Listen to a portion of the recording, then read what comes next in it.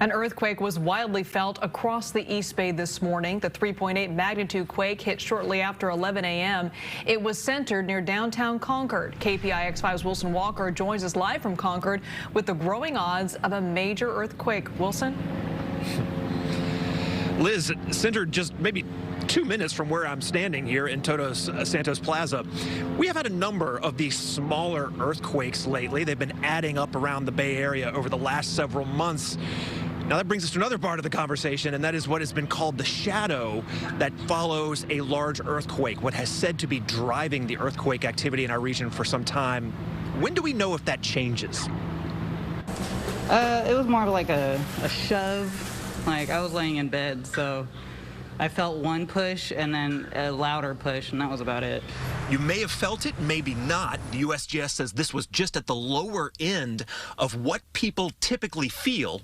Yeah, a lot of people in San Francisco, down to San Jose, up to Santa Rosa, Lodi, even a little bit farther east. So we're not surprised at all by this earthquake. It's pretty typical for what we expect. So this is a fault behaving exactly like a fault would behave. This is what faults do. Faults want to have small earthquakes sometimes.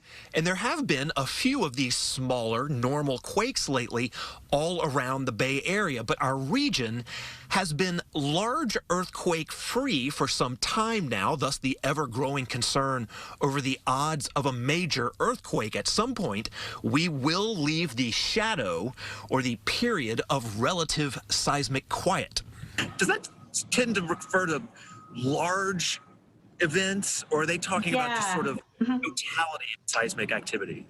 Usually it's talking about a large event. So we had 1906, huge earthquake came through. It sort of, the stress is all released. It's like flushing the water pipes or something.